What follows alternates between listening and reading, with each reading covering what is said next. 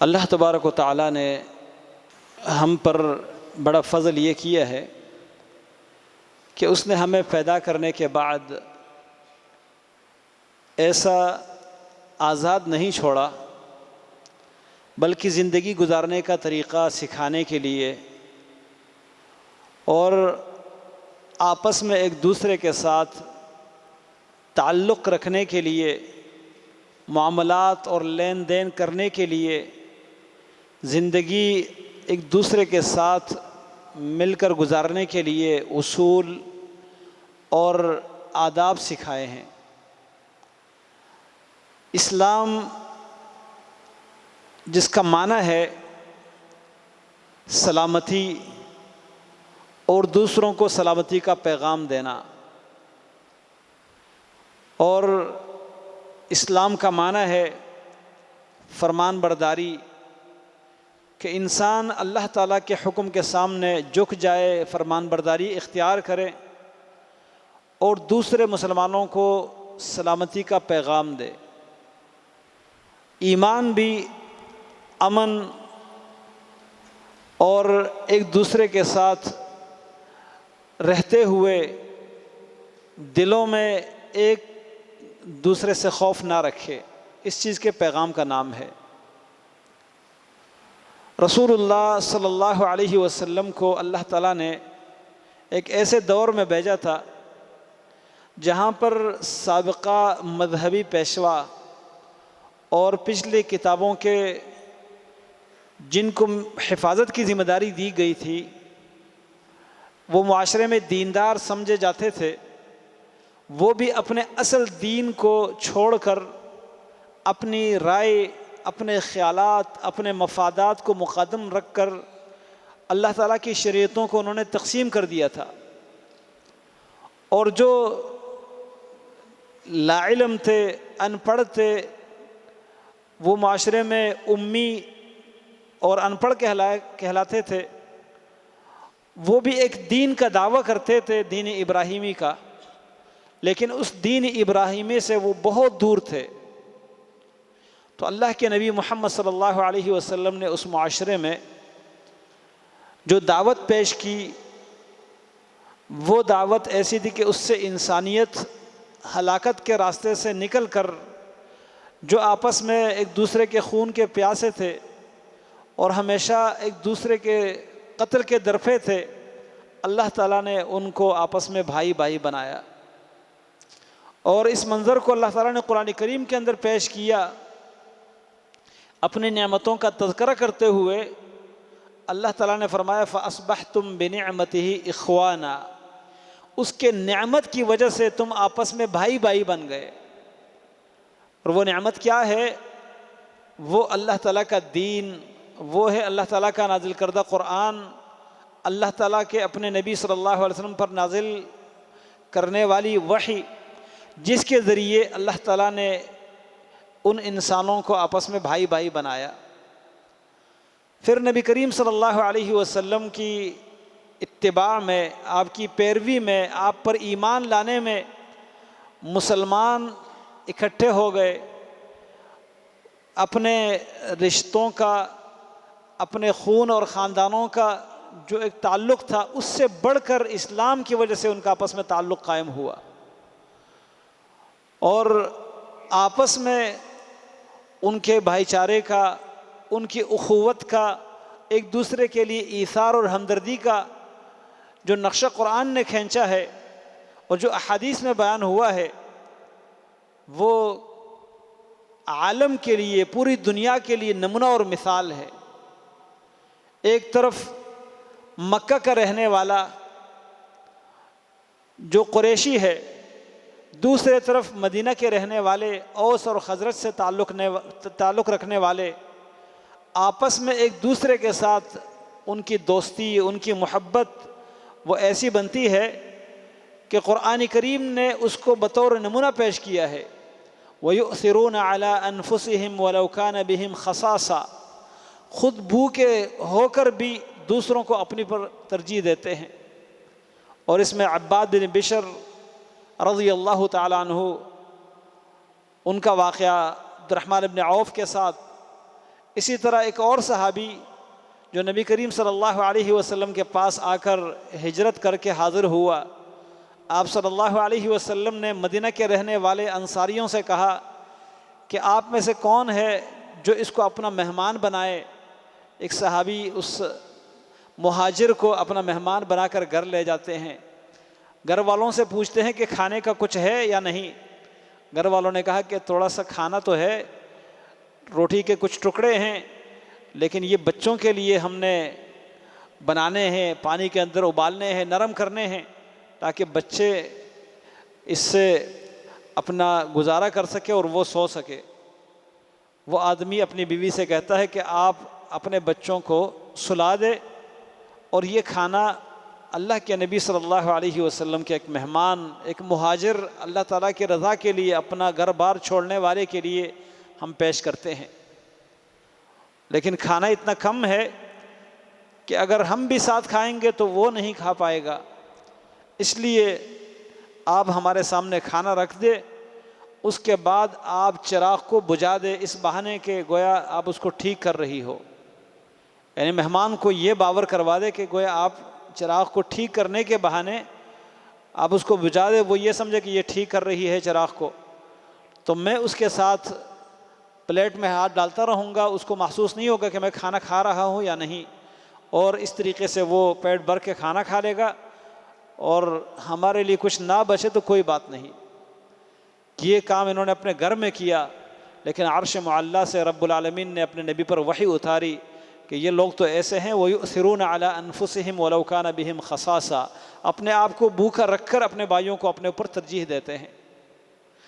تو یہ منظر جس کو اللہ تعالیٰ نے قرآن میں بیان کیا، یہ سگے بھائیوں میں بھی نہیں ہے، لیکن اسلام کی وجہ سے مہاجر اور انصار کے درمیان، مکہ کے رہنے والے قریشیوں کے درمیان اور اوس خزرج کے جو قبیلے کے لوگ تھے ان کے درمیان یہ رشتہ قائم ہوا۔ لیکن اللہ تبارک و تعالیٰ نے امتحان بھی لینا ہوتا ہے، اور اس امتحان کی بنیاد پر اللہ رب العالمین مختلف مراحل سے اپنے بندوں کو گزار دیتا ہے۔ ایک امتحان یہ ہے کہ جب سے اللہ کے نبی صلی اللہ علیہ وسلم دنیا سے رخصت ہوئے، آپ کے زمانے میں بھی اور آپ کے بعد بھی اسلام کے دشمنوں نے اسلام کو برباد کرنے کی، اس کے اصل شکل کو بگاڑنے کی اور اس کی قوت کو ٹکڑے ٹکڑے کرنے کی کوشش کی ہے۔ یہودی اس کردار میں سب سے آگے ہیں، انہوں نے ہر حربہ اس مقصد کے لیے استعمال کیا۔ قرآن کریم کے اندر انہوں نے اختلاف پیدا کرنے کی کوشش کی، اور قرآن کریم کی قراتوں کے اختلاف کو بنیاد بنا کر مسلمانوں کو لڑانے کی بھی کوشش کی گئی۔ اس کے بعد مختلف فرقے بنے اسلام کے نام پر، جن کی وجہ سے اسلام وہ ٹکڑوں میں بٹ گیا۔ اس وقت ہمارے معاشرے میں ہم اسلام صرف اس کو سمجھتے ہیں جو ہمارے آس پاس کے معاشرے میں ہو رہا ہوتا ہے۔ خوشی کے موقع پر جو کچھ ہمارے معاشرے میں ہمیں نظر آتا ہے ہم سمجھتے ہیں یہ اسلام ہے۔ کسی فوتگی کے موقع پر جو ہم اپنے معاشرے میں دیکھتے ہیں ہم کہتے ہیں یہ اسلام ہے، جبکہ دوسرے علاقے کے مسلمانوں کو اس کا پتہ ہی نہیں ہوتا۔ تو اسلام یہ کسی علاقے میں کیے جانے والے عمل کا نام نہیں، اور ہمارے بہت سارے اعمال ایسے ہیں جو ہندوستان کے مسلمان کرتے ہیں، بنگلہ دیش کے مسلمانوں کو اس کو نہیں پتہ۔ جو بنگلہ دیش کے مسلمان کرتے ہیں، پاکستان اور افغانستان کے مسلمانوں کو ان کا علم نہیں ہوتا۔ جو پاکستان، ہندوستان، بنگلہ دیش میں اسلام کے نام پر کیے جاتے ہیں، سعودی عرب اور مصر کے لوگوں کو ان کے بارے میں کچھ معلومات نہیں ہوتی۔ اسلام علاقائی نہیں، اسلام انٹرنیشنل عالمی دین ہے۔ جو سنت پاکستان میں سنت ہے وہ افغانستان میں بھی سنت ہے، وہ امریکہ میں بھی سنت ہے، وہ فلسطین میں بھی ہے، وہ سعودیہ میں بھی ہے، مصر میں بھی ہے۔ اور اللہ کے فضل سے جہاں جہاں سنت کے پیروکار موجود ہیں، وہ دنیا کے کسی بھی کونے میں رہنے والے ہوں، تو ان کے آپس میں عمل کے اوپر ان کا اتفاق ہوتا ہے۔ جو عمل یہاں ہوتا ہے اسی طریقے سے وہ عمل وہاں بھی ہوتا ہوگا۔ تو اسلام جو ہے وہ تمام دنیا کے مسلمانوں کو ایک راستے پر چلانا چاہتا ہے۔ اور اللہ تبارک و تعالیٰ نے ہمیں قرآن کریم کی مختلف آیات میں فرقہ بندی سے، الگ الگ گروہ بنا کر ان کے اندر تقسیم ہونے سے منع کیا ہے۔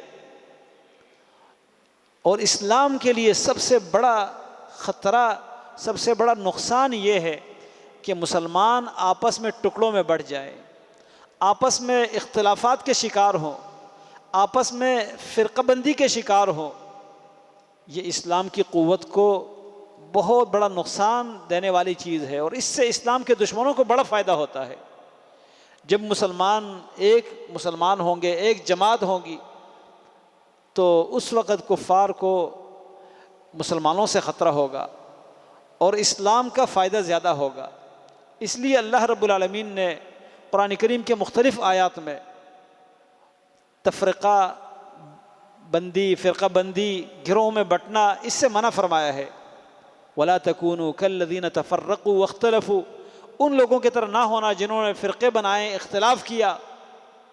اسی طرح اللہ تعالیٰ فرماتے ہیں وَاعْتَصِمُوا بِحَبْلِ اللَّهِ جَمِيعًا، اللہ کی رسی کو تھامے رکھو، جمیعاً، مل کر، اکٹھے ہو کر، ایک جماعت ہو کر، وَلَا تَفَرَّقُوا، اور فرقوں میں نہ بٹو، الگ الگ نہ ہو۔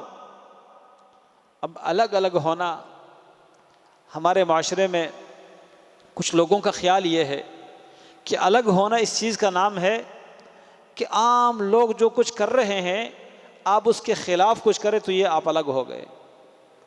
وہ جو عام لوگ کر رہے ہیں وہ جیسا بھی ہے، زیادہ لوگ جو کر رہے ہیں آپ کو ان کے ساتھ چلنا چاہیے، اکثریت کے ساتھ آپ کو چلنا چاہیے۔ یہ حق کا معیار نہیں۔ اللہ تبارک و تعالیٰ نے قرآن کریم میں اکثریت کو مذموم انداز میں ذکر کیا ہے۔ اللہ تعالیٰ فرماتے ہیں وَإِن تُطِعْ أَكْثَرَ مَنْ فِي الْأَرْضِ يُضِلُّوكَ عَنْ سَبِيلِ اللَّهِ، اگر آپ زمین میں اکثریت کی پیروی کریں گے آپ کو یہ اللہ کے راستے سے گمراہ کر دیں گے۔ قرآن کریم کے کئی مقامات میں وَمَا أَكْثَرُ النَّاسِ وَلَوْ حَرَصْتَ بِمُؤْمِنِينَ، اکثر لوگوں میں سے اگرچہ آپ پوری طرح کوشش کر لیں، حرص کر لیں، یہ ایمان نہیں لائیں گے۔ اور دوسری طرف جو قلیل ہیں، کم ہے، ان کا ذکر اللہ نے یوں کیا ہے إِلَّا الَّذِينَ آمَنُوا وَعَمِلُوا الصَّالِحَاتِ وَقَلِيلٌ مَّا هُمْ، مگر وہ لوگ جو ایمان لائے اور عمل صالح کیا جنہوں نے، اور بہت کم ہیں وہ لوگ جو ایسا ہیں، جو ایسا کرتے ہیں ایمان اور عمل صالح والے۔ وَقَلِيلٌ مِّنْ عِبَادِيَ الشَّكُورُ، بہت کم میرے بندوں میں سے شکر گزار ہیں۔ اب یہاں پر جو ہمارا ایک ذہن بنا ہوا ہے کہ نہیں، اکثریت کے پیچھے چلنا چاہیے، اکثریت جو کچھ کرے بس وہی درست ہے، اور یہ ایک ایسی بات ہے جس نے بہت سے لوگوں کو حق قبول کرنے سے روکا ہے۔ وہ دیکھتے ہیں کہ جس علاقے میں جو زیادہ لوگ ہیں، جس راستے پر زیادہ لوگ چلنے والے ہیں، وہ کہتے ہیں یہ صحیح ہوگا، اگر یہ غلط ہے تو کیا یہ سارے غلط راستے پر چل رہے ہیں؟ یہ غلط شبہ ہے جو بہت سارے لوگوں کے ذہن میں ہے۔ قرآن کریم کی صریح آیات سے اس بات کی نفی ہوتی ہے، اکثریت جو ہے وہ حق کا معیار نہیں۔ آپ تنہا حق کے راستے پر چل رہے ہیں تو آپ امت ہے۔ ابراہیم علیہ السلام کے بارے میں اللہ نے کیا فرمایا؟ ان ابراہیم کان امۃ للہ حنیفا، ابراہیم علیہ السلام پوری امت تھے، اکیلے اللہ کے لیے، قوم خلاف، حکومت خلاف، اپنے والد خلاف، صرف ایک بتیجا لوط علیہ السلام ایمان لاتے ہیں۔ فآمن لہ لوط، بیوی ساتھ ہے اور بتیجا ساتھ دے رہا ہے، بس اس کے باوجود اللہ نے ان کو امت قرار دے دیا ہے۔ تو امت یہ ایک ہی امت ہے۔ وَأَنَّ هَذِهِ أُمَّتُكُمْ أُمَّةً وَاحِدَةً وَإِنَّ هَذِهِ أُمَّتُكُمْ أُمَّةً وَاحِدَةً وَأَنَا رَبُّكُمْ فَاعْبُدُونِ، یہ تمہاری امت ایک ہی امت ہے، میں تمہارا رب ہوں، میری بندگی کرو۔ ایک رب کی عبادت کرنے والے وہ آپس میں ایک امت ہے۔ آج افسوس کی بات یہ ہے کہ دنیا کے کافر وہ ہمیں مسلمان کے نام سے جانتے ہیں، وہ ہمیں مختلف جو ہمارے فرقے ہیں، اور معذرت کے ساتھ حنفی، شافعی، مالکی، حنبلی، پھر نیچے آ کے دیوبندی، بریلوی، شیعہ، اہل حدیث، سنی، وہابی، اور پتہ نہیں کیا کیا فرقے ہیں، ان تمام فرقوں کے نام سے وہ ہمیں نہیں جانتے، وہ ہمیں مسلمان کے نام سے جانتے ہیں، لیکن ہم آپس میں ایک دوسرے کو جانتے ہیں کس سے؟ جی آپ کا مسلک کیا ہے، آپ کس جماعت سے تعلق رکھتے ہیں، کس تنظیم سے آپ کا تعلق ہے۔ اصل مسئلہ یہ ہے کہ ہم نے دین کو خود ٹکڑوں میں بانٹ دیا، ایک ٹکڑے کو پکڑ کر، ایک شاخ کو پکڑ کر ہم اسی کے ساتھ لگے رہے، اور ہم کہتے ہیں کہ ہم پورے دین پر عمل کر رہے ہیں۔ یہ انتہائی غلط نظریہ ہے۔ مسلمان تبھی طاقتور بنیں گے، تبھی ان کی قوت جو ہے وہ ظاہر ہوگی، تبھی کفار جو ہیں وہ ان سے ڈریں گے، ان کے دلوں میں رعب بیٹھے گا، جب یہ آپس میں ایک امت بن جائے۔ اور جب ہم آپس میں ٹکڑوں میں بٹے رہیں گے تو قرآن کریم نے فرمایا وَلَا تَنَازَعُوا فَتَفْشَلُوا وَتَذْهَبَ رِيحُكُمْ، آپس میں تنازع اختلافات نہ کرو، فَتَفْشَلُوا، ورنہ تم بزدل ہو جاؤ گے، کمزور ہو جاؤ گے، وَتَذْهَبَ رِيحُكُمْ، تمہاری ہوا اکھڑ جائے گی، طاقت اور دبدبہ ختم ہو جائے گا۔ آج امت، آپ یقین کریں تعداد کے اعتبار سے مسلمانوں کی تعداد کوئی کم نہیں، مسلمان تعداد کے اعتبار سے بہت بڑی تعداد میں ہیں۔ مسلمانوں کے ممالک، مسلمان جو اللہ کو مانتے ہیں، محمد رسول اللہ صلی اللہ علیہ وسلم کو اپنا نبی مانتے ہیں، قرآن کریم کو اپنی کتاب مانتے ہیں، ان کی تعداد اتنی زیادہ ہونے کے باوجود آج کیا حالت ہے، قرآن کے ساتھ کیا ہو رہا ہے، ہمارے پیارے نبی صلی اللہ علیہ وسلم کی شان میں کیا ہو رہا ہے، یہ سب آپ کو معلوم ہے۔ لیکن مسلمانوں کی جو ہوا ہے وہ اکھڑ چکی ہے، وہ اکڑ گئی اور ختم ہو گئی۔ کفار کے اوپر جو رعب تھا، جو دبدبہ تھا کہ مدینہ کے اندر مسلمان پٹے پرانے کپڑے پہننے والے اور روم اور فارس کے بادشاہ اپنے زمین پر، اپنے علاقے میں، اپنے تخت پر بیٹھ کر کامتے ہوتے تھے ان کا نام سن کر، وہ دور کہاں گیا؟ وہ دور تھا جب وہ آپس میں بھائی بھائی تھے، اور جب آپس میں مسلمان بھائی نہیں رہے تو پھر ہر ایک نے اپنے اپنے راستوں کو الگ کر دیا۔ کفار کو ہمت ہوئی، وہ مسلمانوں پر بڑی بہادری کے ساتھ چڑھائی کرتے ہیں۔ آج مسلمان غلامی کی زندگی اسی وجہ سے گزار رہے ہیں کہ ہم مختلف مسلکوں میں، مختلف ٹکڑوں میں، مختلف فرقوں میں بٹے ہوئے ہیں، جبکہ رب العالمین نے قرآن کریم میں اس فرقہ بندی، اس تفرقہ بازی اور اس گروہ بندی کی شدید مذمت بیان کی ہے۔ لیکن یہاں سوال یہ پیدا ہوتا ہے کہ مسلمان اگر متحد ہونا چاہے، ایک ہونا چاہے، تو یہ ممکن کیسے ہے؟ کیا یہ ہو سکتا ہے یا نہیں؟ اس کے لیے طریقہ کیا ہے؟ میرے عزیز بھائیوں اور میری محترم ماؤں بہنوں، اگر ہم اپنے آپ کو مسلمان سمجھتے ہیں تو ہمیں پہلے اسلام کو سمجھ لینا چاہیے کہ اسلام کیا ہے۔ اسلام جس کا ذکر قرآن میں اللہ نے کیا، وَاعْتَصِمُوا بِحَبْلِ اللَّهِ، اللہ کی رسی کو تھامو۔ وہ رسی کہاں ہے؟ کیا چیز ہے؟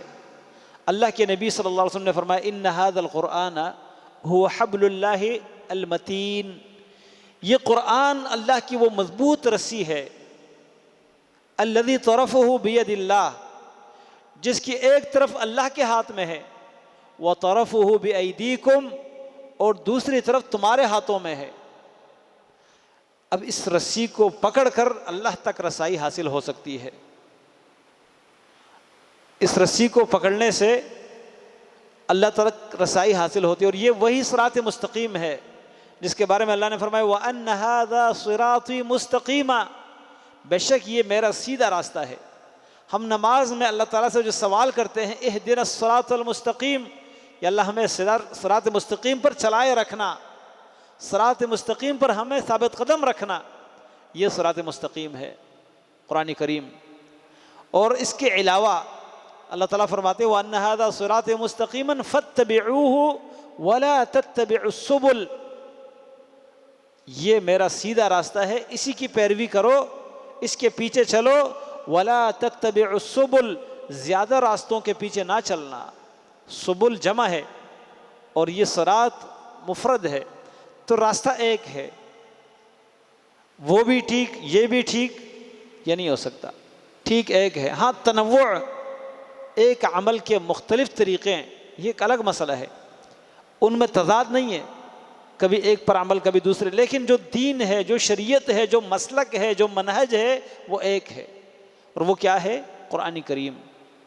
جو اللہ نے بھیجا ہے اس قرآن کی تشریح کرنے کے لیے، اس پر عمل کرنے کا طریقہ سمجھانے کے لیے اللہ تعالیٰ نے سب سے پاکیزہ انسان محمد رسول اللہ صلی اللہ علیہ وسلم کو ہمارے لیے رہنما بنایا ہے۔ اب ہمارے پاس دو چیزیں ہیں، اللہ کے نبی صلی اللہ علیہ وسلم دنیا سے جا رہے تھے، آپ نے جو باقی وصیتیں فرمائی ہے ان میں سے بڑی وصیت ایک یہ ہے، ترکت فیکم شیئین، ترکت فیکم امرین، مختلف حدیث کے الفاظ ہیں، تمہارے درمیان دو چیزیں چھوڑ کے جا رہا ہوں، دو باتیں چھوڑ کے جا رہا ہوں، لن تضلوا، ہرگز تم گمراہ نہیں ہوگے، ما تمسکتم بہما، جب تک تم ان دونوں چیزوں کو تھامے رکھو گے، ان کے ساتھ چمٹے رہو گے، اس وقت تک گمراہ نہیں ہوں گے۔ کتاب اللہ و سنتی، وہ دو چیزیں کیا ہے؟ ایک اللہ کی کتاب اور دوسری میری سنت، میرا طریقہ، یہ دو چیزیں ہیں، یہ اللہ کی رسی ہے، یہ اللہ کا دین ہے، یہ اسلام ہے، جس کے بارے میں اللہ نے فرمایا وَرَضِيتُ لَكُمُ الْإِسْلَامَ دِينًا، میں نے تمہارے لیے اسلام کو بطور دین پسند کر لیا۔ فرمایا ان الدین عند اللہ الاسلام، بے شک دین اللہ کے ہاں اسلام ہے۔ اب اسلام یہ ایک راستہ ہے۔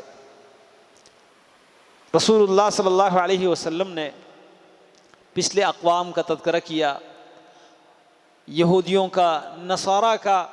یہودی 71 فرقوں میں بٹ گئے تھے، نصرانی 72 فرقوں میں بٹ گئے تھے، اور فرمایا میری امت 73 فرقوں میں بٹے گی، ستفترق امتی ب73 فرقہ، میری امت 73 فرقوں میں بٹے گی، اور فرمایا کلھا فی النار، یہ تمام فرقے آگ میں جائیں گے، الا واحدہ، مگر ایک فرقہ، ایک گروہ وہ آگ سے بچے گا۔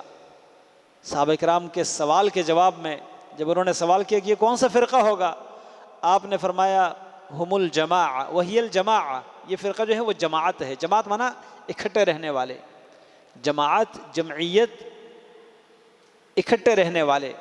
یہ کون ہوں گے؟ ہم ما انا علیہ و اصحابی، دوسری حدیث میں فرمایا جس پر میں ہوں، جس پر میرے صحابہ ہیں، اس پر چلنے والے یہ جماعت ہے۔ اللہ کے نبی صلی اللہ علیہ وسلم کی سنت کے مطابق عمل کرنے والے، آپ اکیلے بھی ہوں گے تو آپ جماعت ہیں۔ پوری بستی جو ہے وہ بدعات پر عمل کرنے والی ہے، آپ اللہ کے نبی صلی اللہ علیہ وسلم کے سنت کو تھامے ہوئے ہیں، آپ جماعت ہیں۔ وہ فرقے ہیں، آپ جماعت ہیں۔ لیکن ہم سمجھتے یہ ہے کہ نہیں جو زیادہ لوگ کر رہے ہیں وہ ٹھیک ہے، اکثریت جس راستے پر چل رہی ہے وہ ٹھیک ہے، یہ غلط بات ہے۔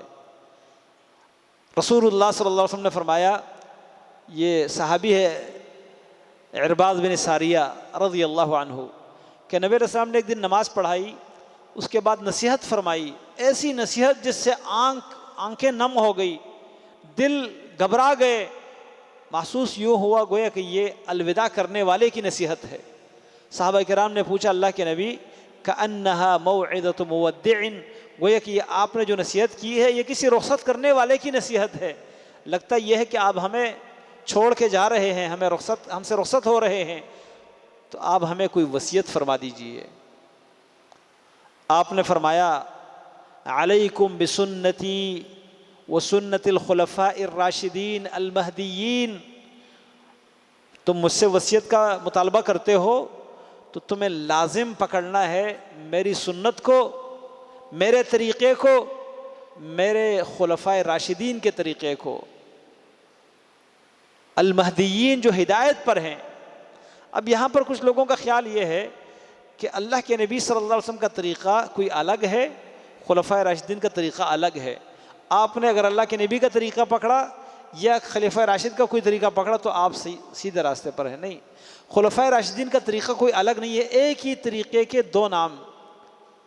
جو اللہ کے نبی کا طریقہ ہے وہ خلفائے راشدین کا طریقہ ہے۔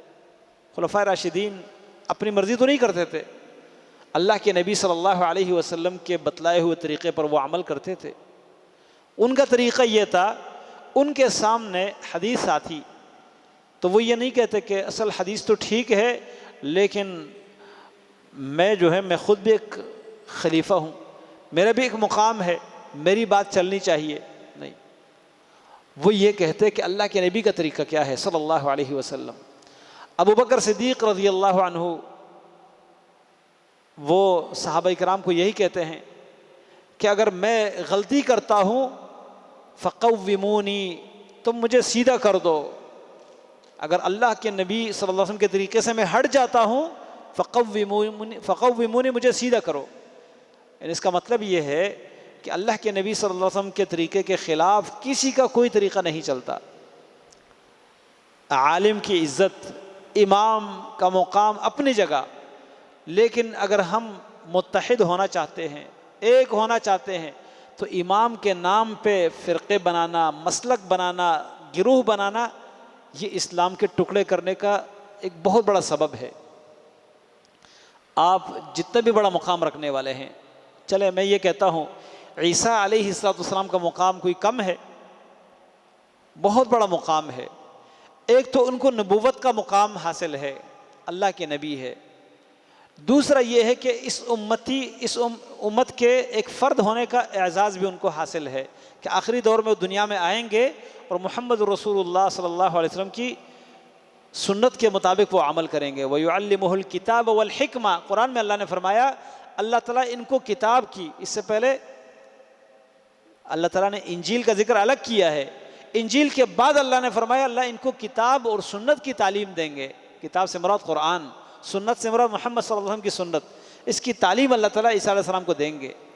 اب عیسیٰ علیہ السلام بہت بڑے امام، اللہ کے ایک گزشتہ نبی اور اس امت کے ایک بہت بڑے امام ہوں گے، لیکن اگر آپ کے سامنے میں یہ کہہ دوں کہ میں عیسائی ہوں، میں محمد صلی اللہ علیہ وسلم کے طریقے پر چل رہا ہوں، مجھے اللہ کے نبی محمد صلی اللہ علیہ وسلم سے محبت ہے، لیکن بس میں ویسے ہی اپنے آپ کو عیسائی قرار دیتا ہوں نام کے ساتھ، تو آپ کیا سوچیں گے؟ اب اس بات کو جائز سمجھیں گے یا غلط؟ غلط۔ عیسیٰ علیہ السلام غلط تو نہیں تھے، ان کی طرف اگر میں نسبت کرتا ہوں تو اس نسبت کی وجہ سے آپ مجھے اسلام سے باہر سمجھیں گے کہ مسلمان ہو کر بھی اپنے آپ کو عیسائی کہلاتا ہے۔ یہی آپ باقیوں کے بارے میں بھی تصور کر لیں کہ اگر ہم اللہ کے نبی صلی اللہ علیہ وسلم کی امامت کے ہونے کے باوجود کہ وہ ہمارا امام ہے، ہمارا پیشوا ہے، ہم ان کے نام کے بجائے کسی اور کے نام کے ساتھ اپنے آپ کو جوڑتے ہیں، کسی شہر کے ساتھ اپنے آپ کو جوڑتے ہیں، کسی فرقے کے ساتھ اپنے آپ کو جوڑتے ہیں، تو یہ فرقہ بندی کا ایک بہت بڑا سبب ہے۔ اور آج امت اسی طریقے سے فرقوں میں بیٹھی ہے۔ عقیدہ ایک، قرآن ایک، قبلہ ایک، اللہ ایک، رسول ایک، اور پھر بھی ہم کہتے نہیں جی میں تو فلاں قسم کا مسلمان ہوں، میں شافعی مسلمان، میں حنفی مسلمان، میں حنبلی مسلمان، میں مالکی مسلمان، میں دیوبندی مسلمان، میں بریلوی مسلمان، میں شیعہ مسلمان، میں وہابی مسلمان، میں سنی مسلمان۔ یہ کیا ہے؟ اگر ہم ان تمام چیزوں کو سائڈ پہ کر کے ہم یہ کہہ دیں کہ ہم اللہ اور اس کے رسول کو ماننے والے مسلمان، میں قرآن کو ماننے والا مسلمان، اچھا پھر اس کے بعد کیا ہے؟ جب کسی امام کی طرف ہم نے اپنے آپ کو منسوب کر دیا، اس کے بعد ہوتا یہ ہے کہ اس امام کا جو نظریہ ہے، اس نظریے کو ہم اتنا صحیح سمجھتے ہیں کہ اس کے لیے دلائل بعد میں تلاش کرتے ہیں، دلائل بعد میں تلاش کرتے ہیں، یہاں تک کہ اگر دلائل کے اندر قرآن و سنت کے نصوص کے اندر ہمیں تحریف کرنی پڑے، معنی بدلنا پڑے، وہ بھی کر دیتے ہیں۔ اور یہ باتیں جو میں کر رہا ہوں صرف ہوائی باتیں نہیں ہیں، باقاعدہ کتابوں سے آپ کو میں حوالے دکھا سکتا ہوں کہ قرآن کے الفاظ بدلے گئے ہیں، قرآن کا معنی بدلا گیا ہے، احادیث کے الفاظ میں اپنی طرف سے حروف کا اضافہ کیا گیا ہے، اس لیے کہ اپنے امام صاحب کے مذہب کو مضبوط ثابت کیا جائے۔ اسی طرح اگر صحیح حدیث ہمارے سامنے آتی ہے، پیغمبر صلی اللہ علیہ وسلم کا عمل ہمارے سامنے آتا ہے، ہم کہتے ہیں حدیث تو ٹھیک ہے لیکن ہمارا امام بھی تو کچھ علم رکھتا تھا نا، ہمارا امام جو ہے وہ بھی تو عالم تھا، کیا وہ اس حدیث کو نہیں جانتا تھا؟ بھائی ہمارا تو عقیدہ یہ ہے کہ وہ امام دین کا امام ہے، بڑے متقی پرہیزگار ہیں، ہم ان کے پاؤں جوتوں کے جو اوپر مٹی لگی ہوتی ہے ان تک نہیں پہنچ سکتے تقویٰ میں، علم میں، پرہیزگاری میں، لیکن ان پر ہمارا اچھا گمان یہ ہے کہ یہ حدیث اللہ کے نبی صلی اللہ علیہ وسلم کی صحیح ہے، میں بھی مانتا ہوں، آپ بھی مانتے ہیں۔ اگر امام صاحب کو یہ حدیث معلوم ہوتی وہ ضرور اس حدیث کی پیروی کرتے، وہ حدیث کی مخالفت کبھی بھی نہ کرتے۔ اب دوسرا سوال یہ آتا ہے کہ اچھا حدیث تھی اور امام صاحب کو معلوم نہیں تھی، تو کسی امام کے پاس تمام احادیث کا ہونا یہ کوئی لازمی تو نہیں ہے۔ قرآن کی آیت، بڑی معروف آیت جو اللہ کے نبی صلی اللہ علیہ وسلم پر نازل ہوئی، اور وہ لوگ جنہوں نے اللہ کے نبی صلی اللہ علیہ وسلم کی زبان مبارک سے قرآن سنا ہے، ان کے ہاں بھی کئی واقعات ایسے آتے ہیں۔ جب رسول اللہ صلی اللہ علیہ وسلم وفات پا گئے، عمر بن خطاب رضی اللہ عنہ مسجد نبوی میں کھڑے ہو کے کہتے ہیں کہ جس نے یہ کہا کہ اللہ کے نبی فوت ہو گئے ہیں، میں اس کے گردن کو کاٹ دوں گا۔ ابو بکر صدیق رضی اللہ عنہ آئے، عمر سے کہا بیٹھ جاؤ، عمر بیٹھنے کو تیار نہیں ہے۔ ابو بکر صدیق انہوں نے الگ جا کے خطبہ شروع کر دیا، اللہ کی حمد و ثنا بیان کی، اس کے بعد قرآن کی آیات پڑھی، وما محمد الا رسول قد خلت من قبله الرسل افإن مات او قتل انقلبتم على اعقابكم۔ محمد علیہ السلام تو اللہ کے ایک رسول ہیں، ان سے پہلے بھی رسول گزرے ہیں، اگر یہ قتل کیے جائے یا اپنے موت وفات پا جائے تو کیا آپ دین چھوڑ کر پھر جاؤ گے اپنے اڑیوں کے بل؟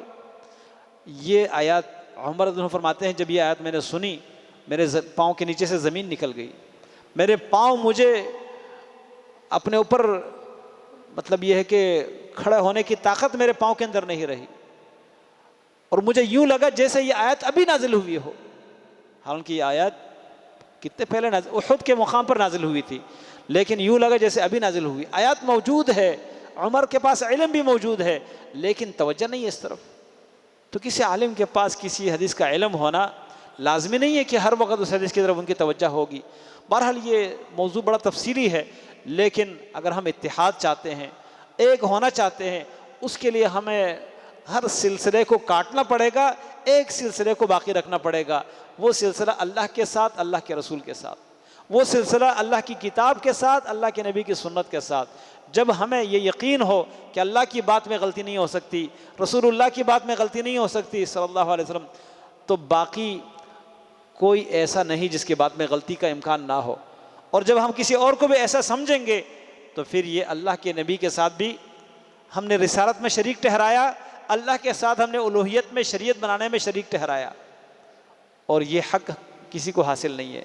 لہذا جو بات اللہ کی ہے وہ درست، جو بات رسول اللہ کی ہے وہ درست، اس کے علاوہ ہر کسی کی بات درست بھی ہو سکتی ہے، غلط بھی ہو سکتی ہے، لیکن معیار ہمارے لیے غلط اور صحیح کو معلوم کرنے کے لیے کیا ہے؟ قرآن اور سنت۔ اگر ہم قرآن و سنت کو دل سے تسلیم کریں، اس پر یقین اور ایمان رکھے، اس کے اوپر یہ یقین رکھے کہ اس میں غلطی کی گنجائش نہیں، اسی کو مان لے، اسی کو اپنا دین سمجھے، تو ہم ایک ہیں، ہمارے درمیان کوئی اختلاف نہیں۔ ہم مسائل میں اختلاف کا ہونا، قرآن کی آیات ہے، آپ اس کا مطلب جو سمجھے ہیں میں اس طرح نہیں سمجھا، میرے اور آپ کے اس کو سمجھنے میں غلطی ہو سکتی ہے، ایک غلط ہوگا دوسرا درست ہوگا، لیکن اللہ کے ہاں دونوں درست قرار پائیں گے جب نیک نیتی کے ساتھ ہو۔ یہ کئی واقعات موجود ہے لیکن گنجائش نہیں ہے میں تفصیل سے بیان کروں۔ تو اس اختلاف کی بنیاد پر ایک دوسرے کے لیے دیوار کھڑی کرنا کہ آپ ہمارے پاس نہیں آ سکتے، میں آپ کے پاس نہیں آ سکتا، آپ ہماری مسجد میں نہیں آئیں گے، میں آپ کی مسجد میں نہیں آؤں گا، آپ کی مسجد الگ ہوگی میری الگ ہوگی، آپ کا راستہ الگ میرا الگ، یہ اسلام ہمیں اس چیز کی اجازت نہیں دیتا۔ اختلاف کسی مسئلے میں یہ الگ چیز ہے، اور مخالفت یہ الگ چیز ہے۔ صحابہ کرام کے درمیان اختلاف پایا گیا ہے کئی مسائل میں، لیکن مخالفت نہیں، وہ پھر بھی ایک ہیں۔ اختلاف ہونے کے باوجود امت ایک ہو سکتی ہے، لیکن اختلاف کو اگر مخالفت بنا دیا جائے تو پھر ایک ہونا ممکن نہیں۔ لہذا ہم اپنے علاقے میں ہونے والے اعمال کو پورا دین نہ سمجھے، ہم دین اس کو سمجھے جو اللہ نے کہا، جو اللہ کے رسول صلی اللہ علیہ وسلم نے کہا۔ جب امت ایک تھی، اس وقت ایک تھی جب ان کے پاس دین قرآن اور سنت کے شکل میں تھا، اور امت میں جب دیگر آراء، دیگر خیالات، دیگر جو ہیں وہ فقہی نقطہ نظر، یہ چیزیں شامل ہو گئی تو امت بڑھ گئی، اور یہی اختلاف کا، تفرقے کا، گروہ بندی کا سبب بنا۔ اس لیے اگر ہم ان گروہوں سے نکل کر، ان مخالفتوں سے نکل کر ایک اسلام کو اختیار کر لے، قرآن کے مطابق اپنا عقیدہ بنا لے، اللہ کے نبی صلی اللہ علیہ وسلم کی احادیث، چاہے میرے امام نے، میرے استاد نے، میرے شیخ نے اس پر عمل کیا ہو یا نہ کیا ہو، جب پیغمبر کی حدیث ہے تو میرے لیے قابل اعتماد ہے، اس پر اگر میں عمل شروع کر دوں تو یہ اختلاف کے ختم ہونے کا اور ان فرقوں کو ایک کرنے کا ایک بہترین ذریعہ ہے قرآن اور سنت۔ تو اتفاق، اتحاد یہ ممکن ہے، لیکن اس کے لیے راستہ وہ یہ ہے کہ ہم اخلاص کے ساتھ اپنے دلوں سے تمام سلسلے نکال کر ایک سلسلے کے ساتھ جڑ جائیں اور اسی کو غالب کرنے کی کوشش کریں، اس کو دوسروں پر آگے رکھیں، مقدم رکھیں۔ اگر ہم اپنی بات کو بھی مقدم رکھیں گے، اپنے شیخ کی بات کی مقدم رکھیں گے، اور ہم کہتے ہیں یہ بھی ٹھیک ہے، وہ بھی ٹھیک ہے، حدیث اپنی جگہ لیکن میرے شیخ بھی کوئی معمولی نہیں، تو شیخ جتنا بھی بڑا ہے اللہ کے نبی سے بڑا نہیں ہو سکتا۔ اللہ کے نبی صلی اللہ علیہ وسلم کا مقام جاننا چاہیے۔ اگر ہم اللہ کے نبی صلی اللہ علیہ وسلم کے مقام کو جان لیں تو اختلافات ختم ہو جائیں گے۔ اس لیے میں اسی پر اکتفا کرتا ہوں، ہمیں ان چیزوں میں نہیں پڑنا چاہیے کہ فلاں کی رائے کیا ہے، فلاں کا نظریہ کیا ہے، فلاں کا مسلک کیا ہے۔ ہمیں یہ دیکھنا ہے کہ میرے نبی کا طریقہ کیا ہے، تو اس نبی کے طریقے پر عمل کرتے ہوئے میں کامیابی پاؤں گا۔ قبر میں سوال مجھ سے نبی کے بارے میں ہونا ہے، مجھ سے امام کے بارے میں، بزرگ کے بارے میں، شیخ کے بارے میں سوال نہیں ہونا۔ مجھ سے سوال اسلام کے بارے میں ہونا ہے، مجھ سے مسلک کے بارے میں سوال نہیں ہونا۔ تو ہم اگر اس قبر کے جوابات تیار کریں، انشاءاللہ ہم فرقوں میں نہیں رہیں گے، ہم ایک مسلمان ہو جائیں گے۔ اور جب مسلمان ایک امت ہو جائے تو پھر آپ دیکھیے اللہ تعالیٰ غلبہ ان کو دے گا، کفار کے اوپر ان کا رعب بیٹھے گا۔ کفار کو کبھی ہمت نہیں ہوگی کہ وہ قرآن کی گستاخی کرے، وہ نبی صلی اللہ علیہ وسلم کے شان میں گستاخی کرے، وہ مسلمانوں پر کوئی تجاوز کرے۔ اللہ تعالیٰ ہم سب کو ایک امت بنا دے، کتاب اور سنت پر ہم سب کو اکٹھا کر دے۔ اللہ تعالیٰ اس فرقہ بندی سے اور گروہ بندی سے ہمیں نجات دے دے، ہم سب کو ایک مومن مسلمان اللہ کے بندے بنا دے، بھائی بھائی بنا دے۔ اقول قولی ھذا واستغفر اللہ لی ولکم ولسائر المسلمین۔